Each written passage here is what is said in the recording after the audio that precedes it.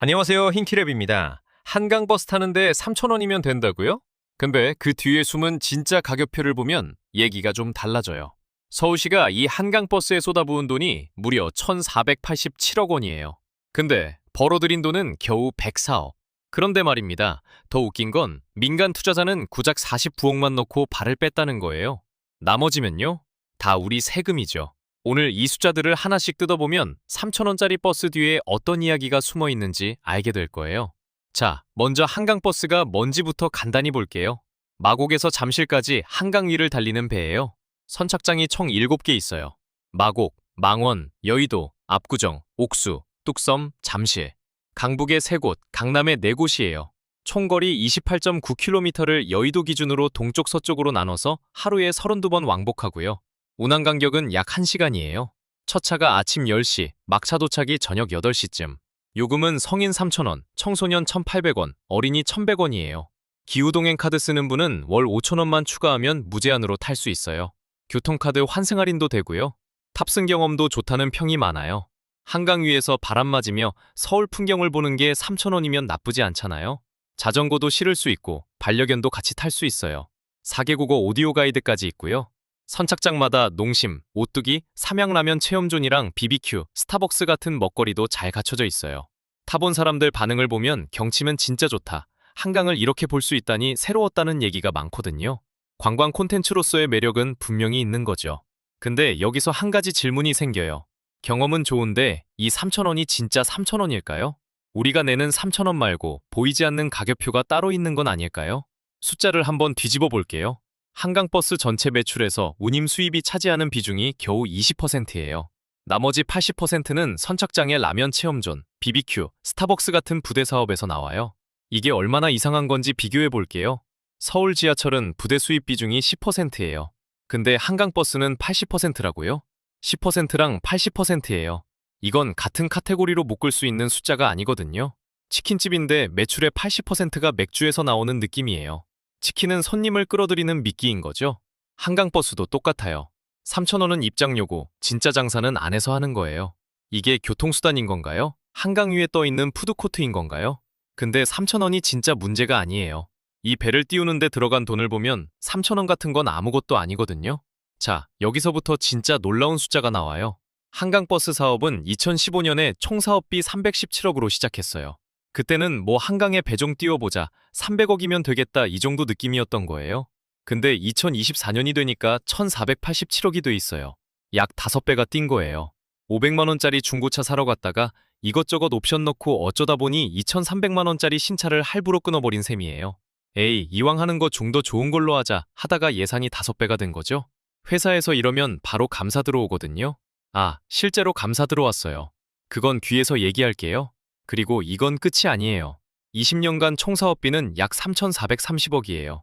앞으로 2,000억을 더 쓸 계획이라는 거죠. 연간 운영비만 200억이고요.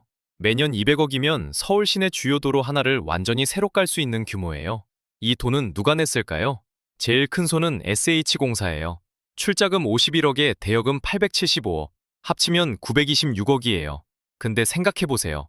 출자금은 51억밖에 안 되는데 빌려준 돈이 875억이에요. 투자는 조금만 할게, 대신 빌려주는 건 많이 해줄게라는 뜻이에요. 왜냐면 투자금은 사업 망하면 날아가지만 대여금은 돌려받을 수 있거든요. 그만큼 이 사업을 믿지 못했다는 뜻이죠. 거기에 서울시가 233억, 은행 대출 500억, 공공자금이 전체의 66.7%예요. 3분의 2가 세금이랑 공공기금인 거죠. 그럼 민간은요? 이크루즈라는 이랜드그룹 계열사가 넣은 돈이 딱 49억이에요. 전체의 2.8%. 100만 원짜리 공동 투자에서 한쪽이 97만 원, 다른 한쪽이 2만 8천 원 넣은 건데 이름은 민관 합작 사업이에요. 이게 합작인가요? 그래서 이렇게 돈을 쏟아부었으면 뭔가 벌었어야 하잖아요. 2024년부터 2025년 9월까지 벌어들인 돈이 총 104억인데요. 이 중 절반인 53억이 보조금이에요. 실제로 장사해서 번 돈은 51억뿐이에요. 원래 예상한 285억에 180억이나 부족해요. 예상의 절반도 못 번 거예요. 그런데 말입니다. 진짜 미친 건 이 다음이에요. 2018년에 경제성을 분석했는데 결과가 0.42였어요. 1원 넣었을 때 0.42원 돌아온다는 뜻이에요.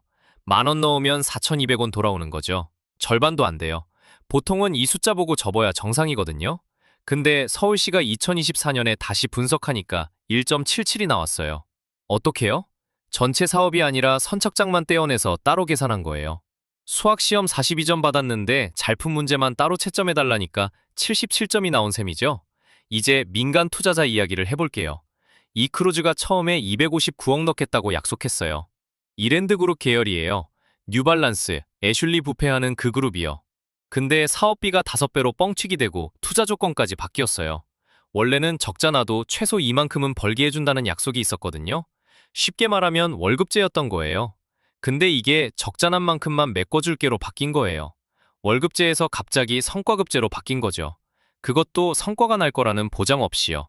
이 크루즈가 냉정하게 따져봤어요. 3년에서 5년 안에 투자금을 회수할 수 있는가? 결론은요? 불가능. 그래서 259억을 안 내겠다고 선언한 거예요. 여기서 끝이 아니에요. 이랜드그룹은 아예 자회사를 청산해버렸어요. 그냥 빠진 게 아니라 회사 자체를 없앤 거예요. 같이 식당 차리자던 동업자고 전화번호까지 바꾸고 사라진 셈이죠. 그리고 서울시는 여기서 운항결손액 전액보전 협약을 체결해요. 적자가 나면 세금으로 다 메꿔주겠다는 약속이에요. 민간은 안 된다고 도망쳤는데 서울시는 오히려 적자를 떠안겠다고 한 거죠. 누구 돈으로요? 우리 세금으로요. 돈 벌겠다고 들어왔던 기업이 자회사까지 청산하며 빠질 정도면 이 사업이 괜찮은 건지 한 번쯤 생각해봐야 하지 않을까요? 속도 문제도 빠뜨릴 수 없어요. 서울시가 마곡 잠실 75분이라고 했는데 실제로는 127분에서 157분이 걸려요. 2배가 넘죠? 감사원이 파헤쳤더니 서울시는 배속도가 기준에 못 미친다는 걸 2023년 12월부터 알고 있었어요. 알면서도 계속 75분이라고 발표한 거예요. 서울에서 부산까지 KTX 2시간이라고 해서 표 끊었는데 타보니 3시간 반 걸리면 어떻겠어요? 아니 2시간이라며 하면 원래 그 정도 걸려요 이러는 거죠. KTX는 그래도 정시성이 보장되니까 믿고 타잖아요. 한강버스는 그 정시성마저도 안 되는 거예요. 올해 3월 감사원 감사에서 총사업비 산정 오류, 투자심사 누락, 속도 미달인지 후 강행까지 정식으로 지적됐고요. 안전 문제도 있어요.